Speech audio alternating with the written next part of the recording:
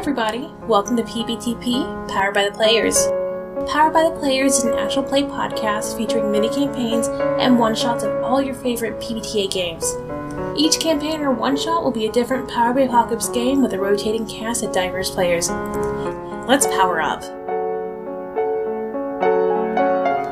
Hey everybody, this is Kristen, your producer for Powered by the Players. Before we start this week's episode, I want to let you know about a new Kickstarter that is launching on Wednesday, August 26th. Arium is a standalone toolkit for world building that is designed to streamline the creation of any world you and your friends want to play in. You can create a world based on your favorite TV series, book, or movie as a backdrop. The rules are fast, fun, and only require a fistful of dice and a few tokens. Whether you're new to role-playing games or have been playing for years, Arium is something you will want to check out. Look for it on Kickstarter on Wednesday, August 26th, and support it if you can. This is our last episode for Bluebeard's Brides one-shot, and I want to thank Miriam, Fiona, Gemma, Diana, and Morgan for playing an intense and exciting game.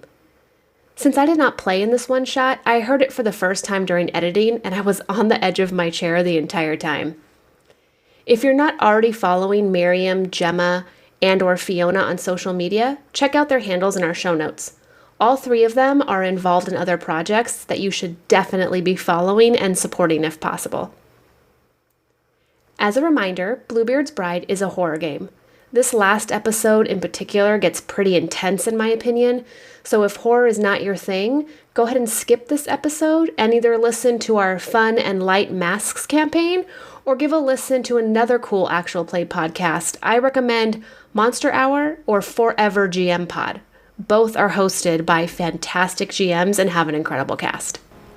With all that out of the way, let's get to our one-shot horror game of Bluebeard's Bride.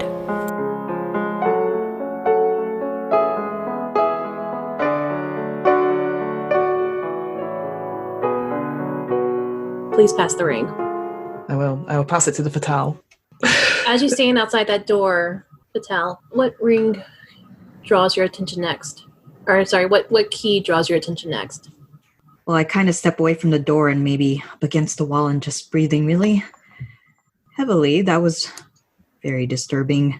Try and very calmly take the keys and look and try to find something that does not seem like it would take us to anywhere bad. And I think she finds a key that briefly stands out from the rest because of it's matte black and very simple. Doesn't shine because of the matte varnish over it, but the handle or the end of the key is just a simple yet elegant design of like a multi-pronged crown.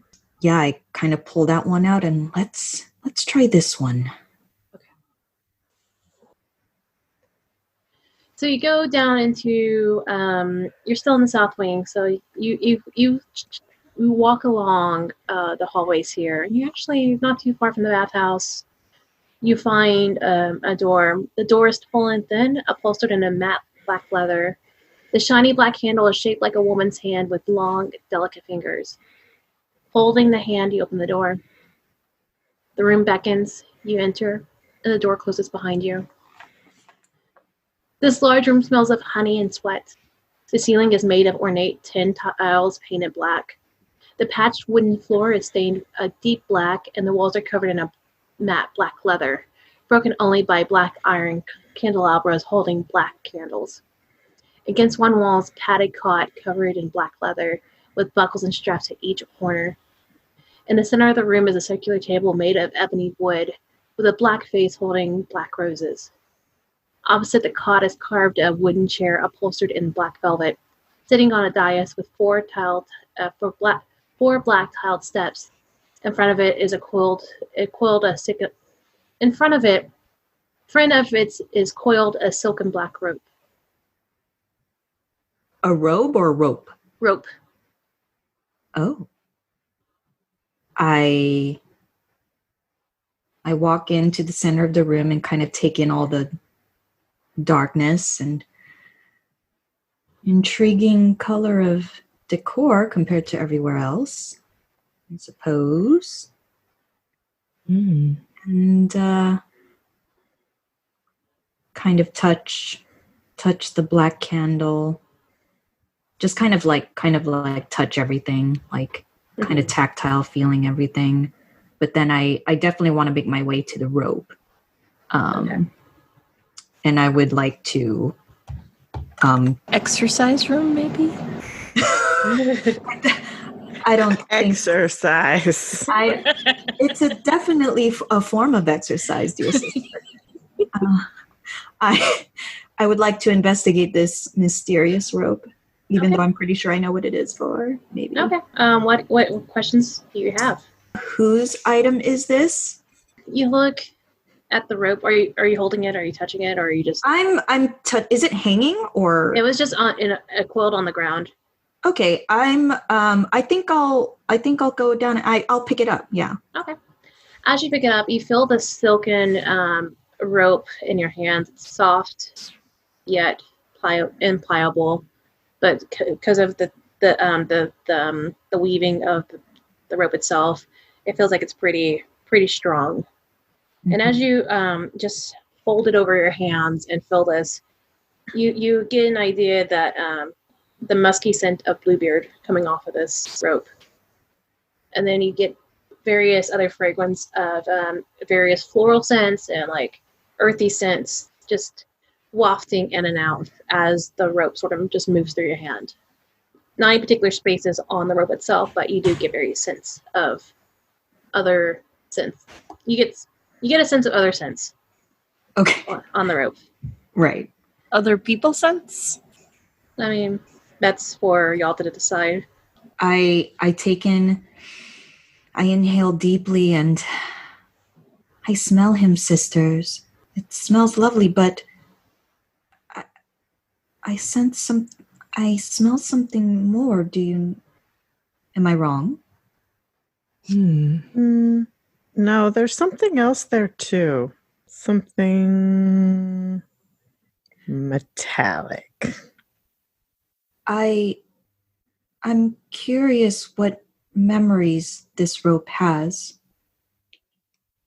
And as you're holding it and moving it through your hands, the bits that move off your hands, because I'm thinking that you're just pulling it through, you see it starting to take shape, and you see that an image above you, a woman kneeling in front of this throne, this chair on the dais.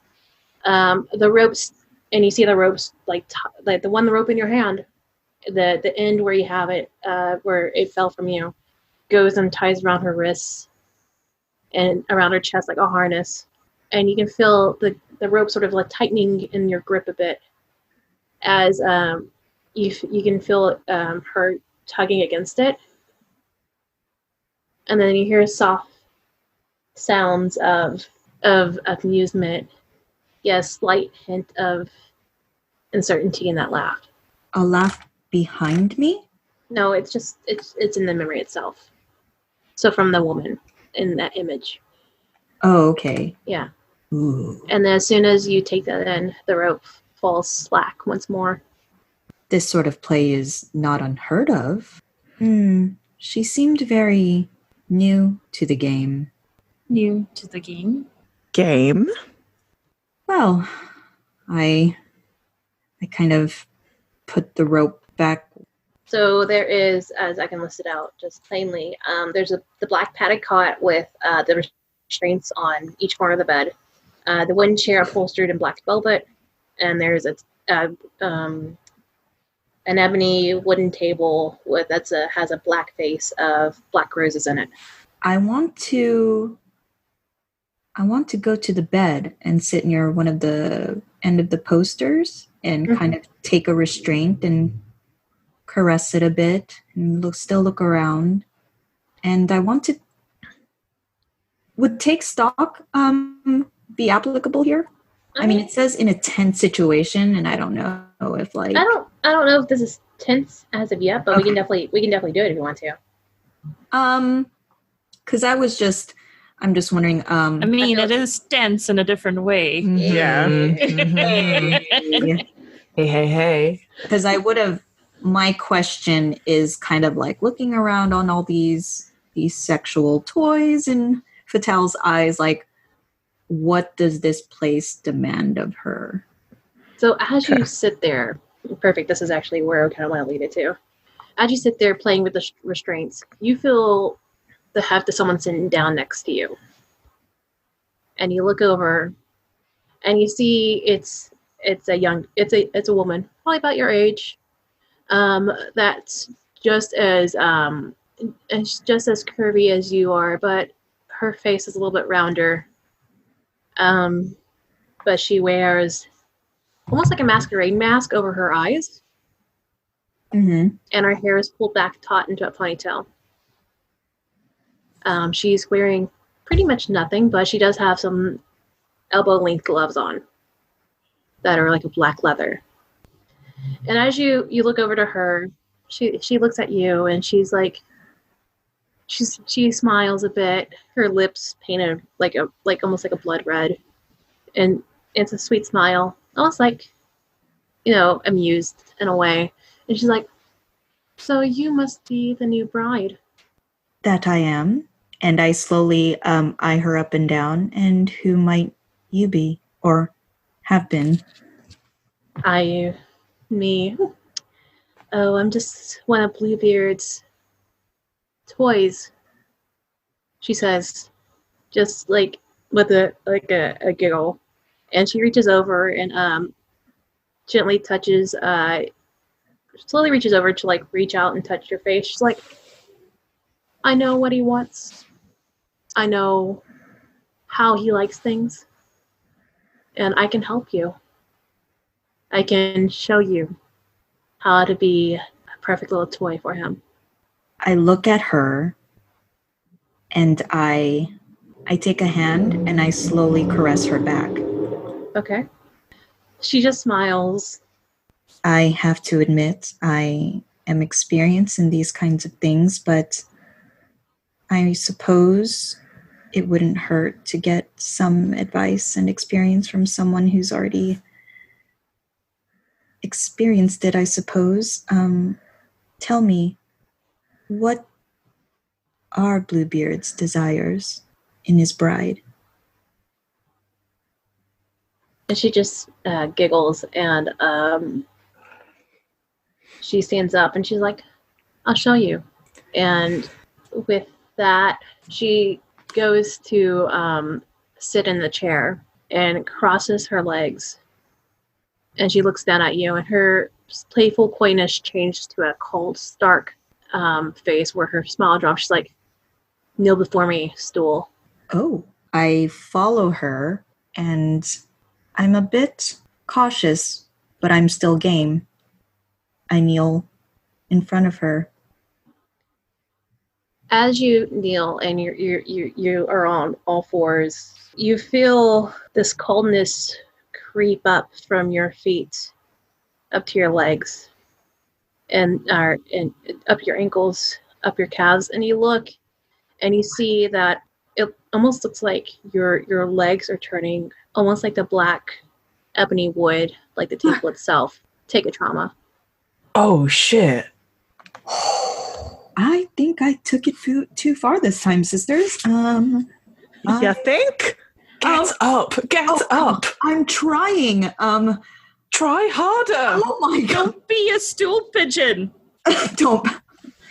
I'm going to shiver from fear. I don't like this feeling of being stationed and being like someone's literal furniture. Mm-hmm. So you can keep the ring and choose two of the listed below, or you can pass the ring and choose one. Okay. Ooh. I am going to pass the ring to Mother. And I will choose it infects the bride with its perversion. So cool. I think as soon as you pass it in Mother's, I think we've gotten a pair of wooden legs now. That's what this is. Just from the knees down. The knees are still joint bendy stuff, but like the shins, the calves, the ankles, and the feet are all Pinocchio. Like, so walking will be a bit tedious and quite noisy, but Possible. But you can still move around. Okay. Oh, dear. Me. All right. And Mother, you are now in control. You have the ring. You need to save us, Mother. Why is it always Mom's job to save everybody? All right, let's see. I'm going to use one of my face moves. Oh, okay. And I'm going to use the martyr. Oh. Which means you will take your love to the end of the world when you offer forgiveness for the sister's sins. Mark trauma 1 for 2 to heal that sister. And so I think I'm going to heal the witch. Oh. Because you've got the most trauma. I got 3. You've got 3, right? I don't want to be that person going, please heal me. No. Yeah, you've got the most. And Fatel's got 2, right? Just 1. You just have 1. Which has Virgin 3. has 1. Virgin has 1. So now I have 1, and that you get to remove 2. We're all on 1. Oh. Yeah. All right. So now everyone has 1. We're all equal. So I'm a good mother.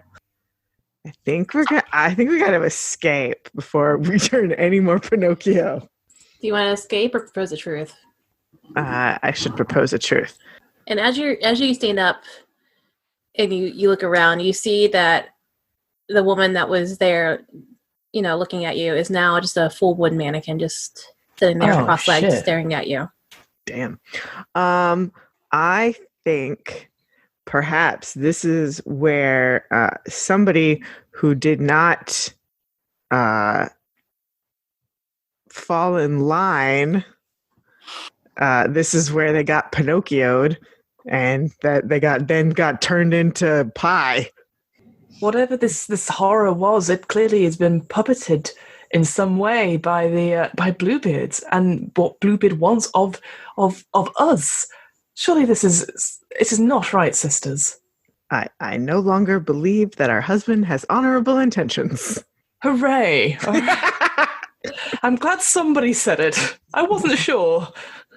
To be honest, I was relieved and kind of intrigued by his proclivities, but after this, and I make the bride point at her legs, I think I don't think this is what I would like in my bedroom activities.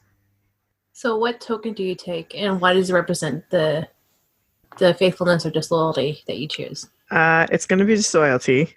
Okay. And I think I'm going to take one of the harnesses off, like one of the legs of the IKEA. The little straps. Yeah. Yeah, one of the straps. Okay. All right. So you take one of the leather straps. It's probably like 2 inches thick. Like a cuff. It's like a cuff, yeah, with the metal like grips. Yeah. Does it have Velcro? Also black, so it's black leather with black metal. With that, you take that. You one last look at the mannequin doll just sitting there, staring blanklessly at you, and you leave the room. Ugh. Mother, you're in charge. What key to go for next? I'm going to go for the most boring key on the ring. It is like a plain old regular like house key. I think more and more as we explore these rooms, it just certainly to me feels like what Bluebeard wants in a bride is someone submissive and someone that can bend to his will. And if they don't, they break. Then why did he pick us? He must have known that we aren't that type of woman. I should have never given him those recipes. But he wanted to make an honest woman out of us. What? A man should not make us do anything, Virgin.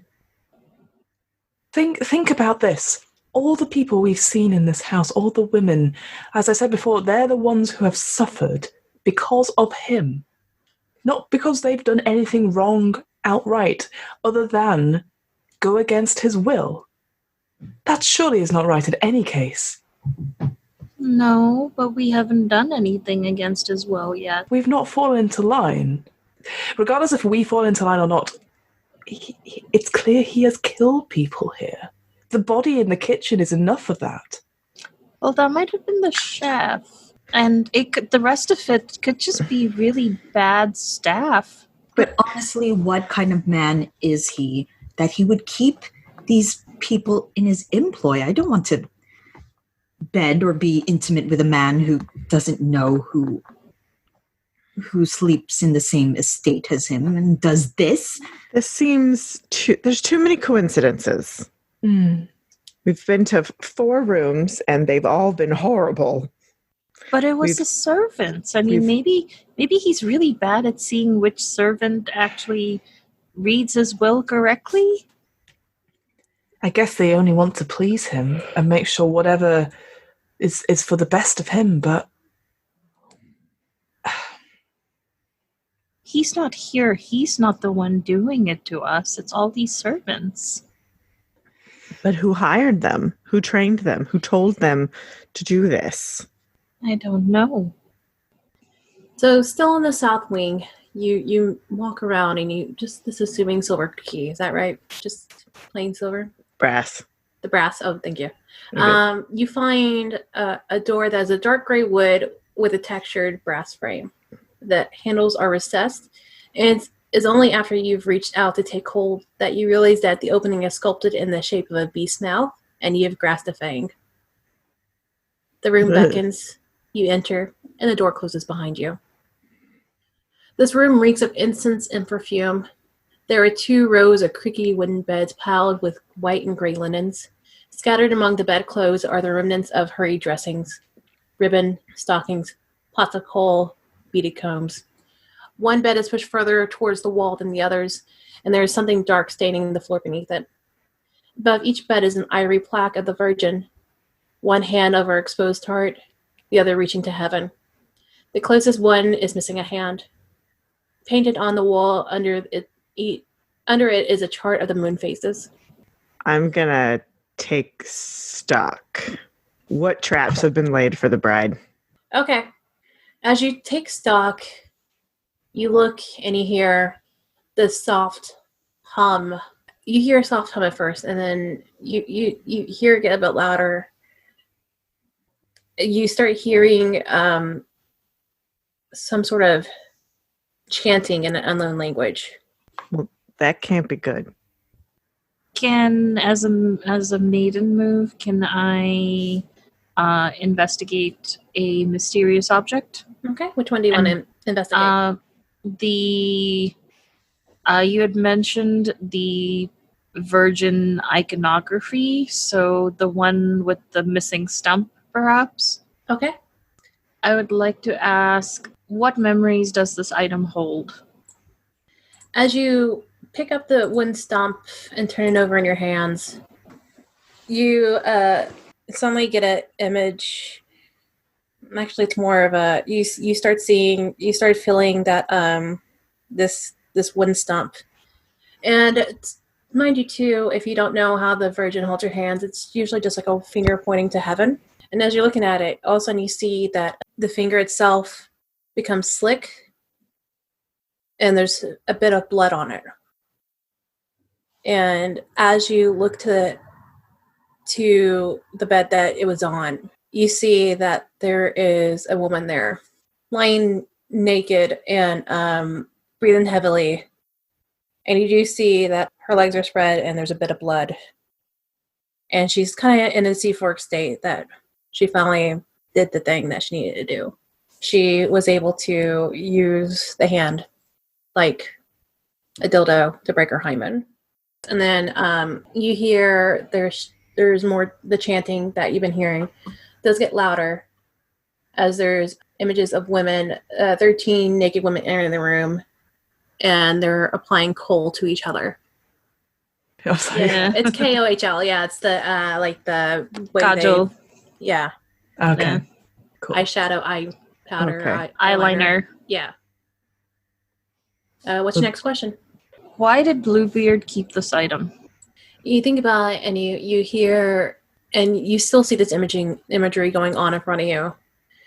And you hear the laughter from the woman who broke her hymen and all that. And as she looks, she's like, you hear her saying, "It's going to happen. I will finally be able to conceive. It will happen for my husband." And I think that the idea of her trying so desperately hard to fall into these practices to try to conceive, to be the rightful mother and dutiful wife, is quite interesting, maybe. And I just look to the mother and everyone and say, correct me if I'm wrong, Witch, since you read a lot, and also the mother, aside from not, being a virgin, don't you need to actually be with your husband to be pregnant? Well, there are many writings about things that can help improve one's fertility. I've got to be honest, though, shoving a hand up there probably doesn't. That's not been a proven success story. No. Nope. And after all we've seen, who would want to conceive with our husband? The children in this house. This is not a place to bring children. I would just no. Again, could that be something like you were saying, like even if we fell into line, if a bride falls into line, is the correct posture, is submissive, but yet can't bear an heir, does that mean they are unfit to be a bride for him? Is he incapable of conceiving a child? And then the blame comes upon us sisters if we cannot provide. That would make a lot of sense. He's using his brides as some sort of excuse. Baby factory or some such? But if there's nothing wrong with us or with them, is that why he doesn't want to touch us? What if, for whatever reason, we can't meet the standard that apparently he has? I think we need to... I don't think we should stay around and ask him questions. I think we should go. I agree. I want to go home. I don't want to be here. I don't think we should... There's just too many things that I don't trust about this place anymore.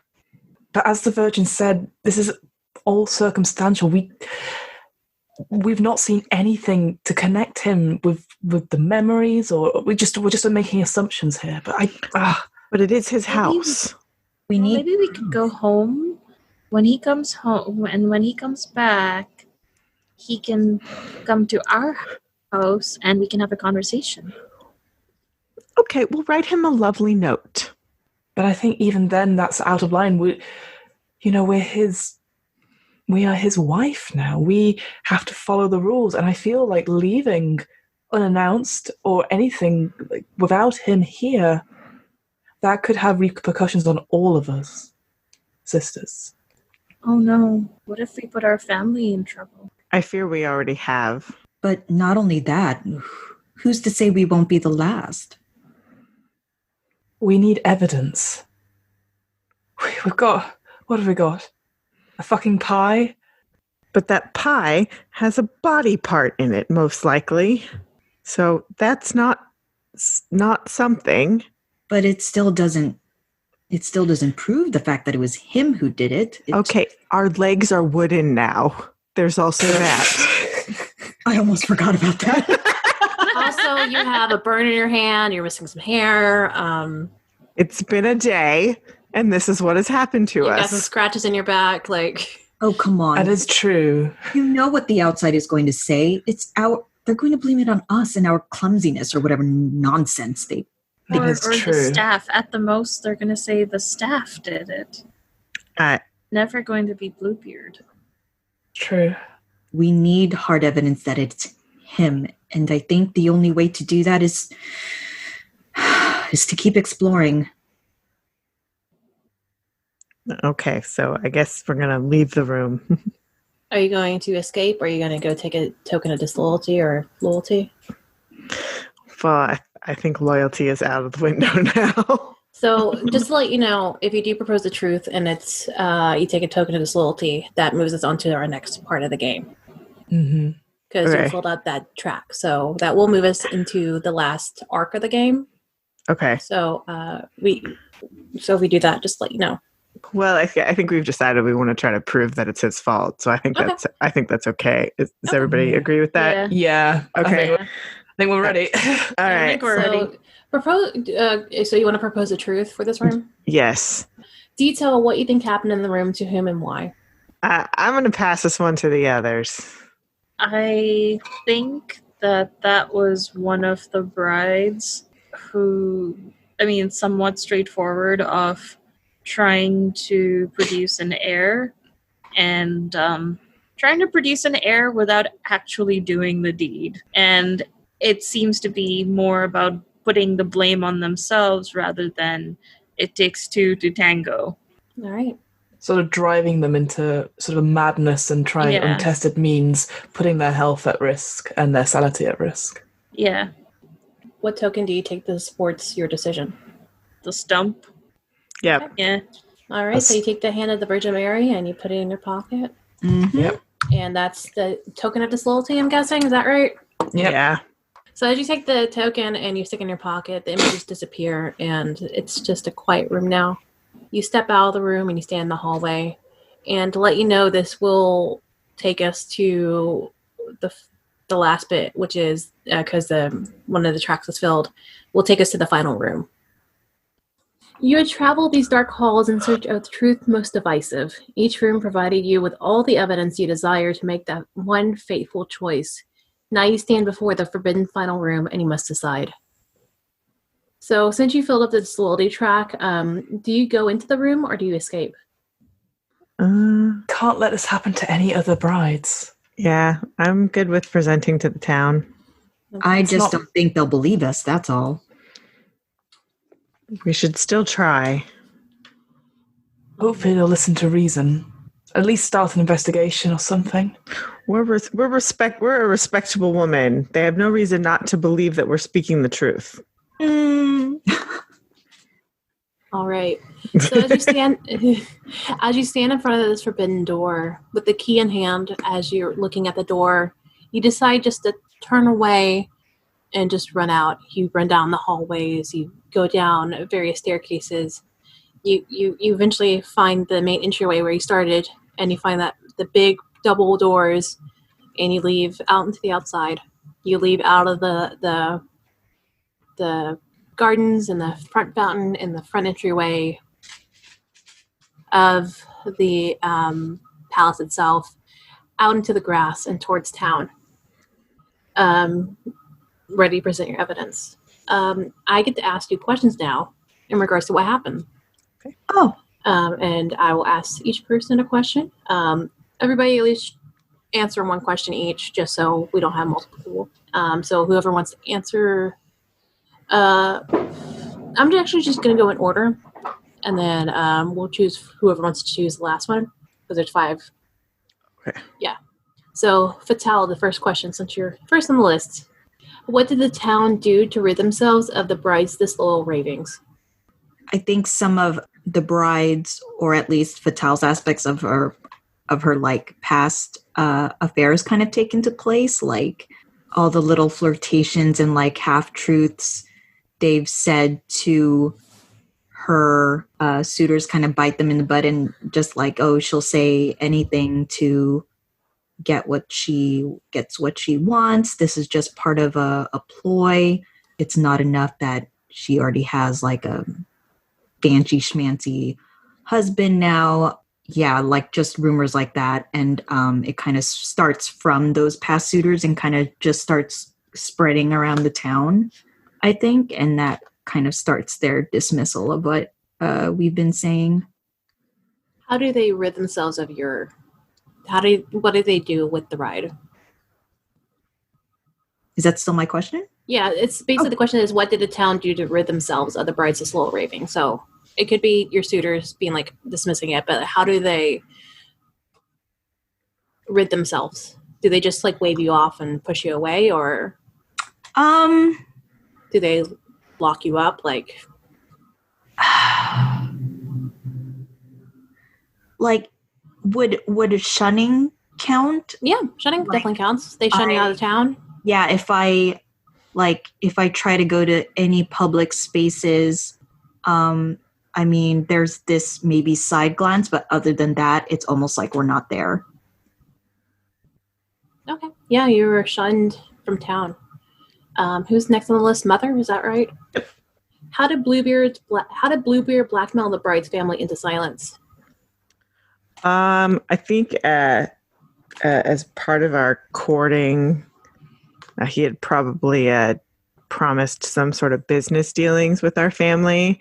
So he threatened to go back on those and kind of financially ruin the family a little bit. So basically, in order for him to keep them silent, he'll pay them?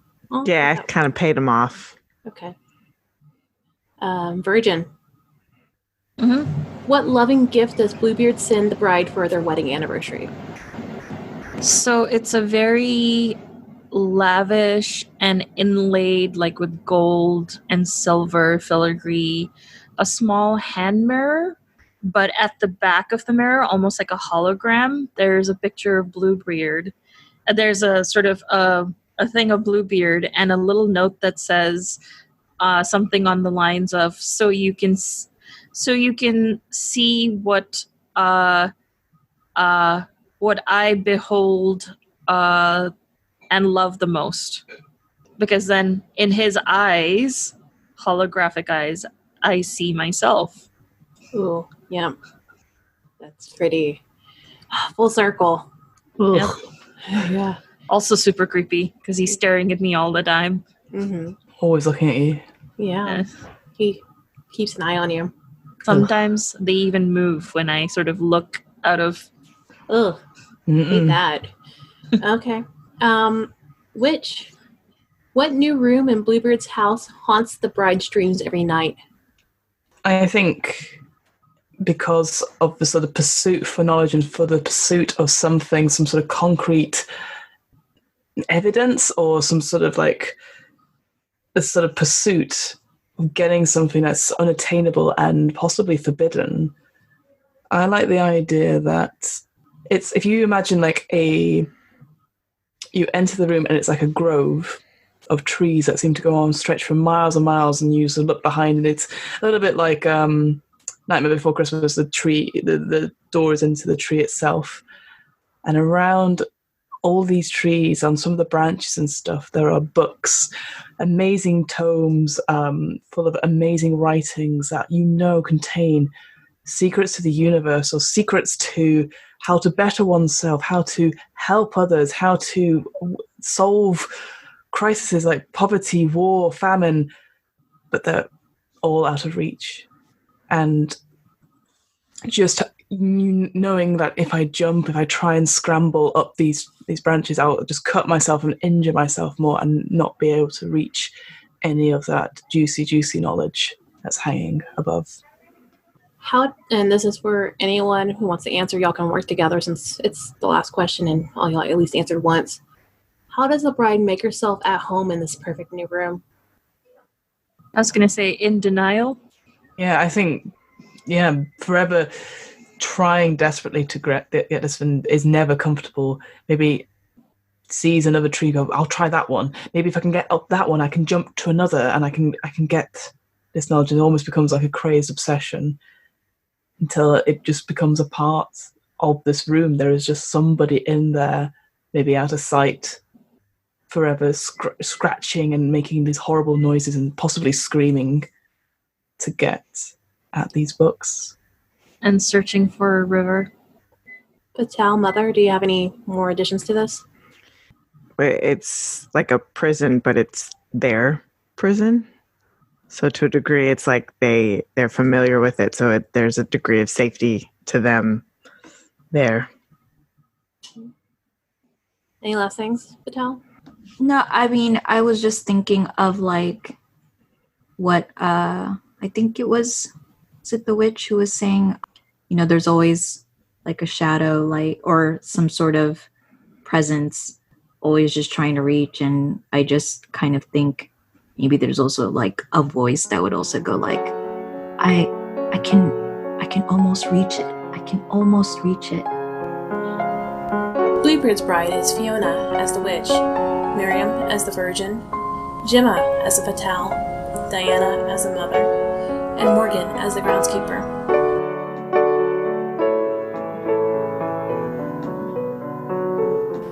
Thank you for joining us for our one-shot of Bluebeard's Bride. Join us in 2 weeks when we start our new campaign, Monster of the Week.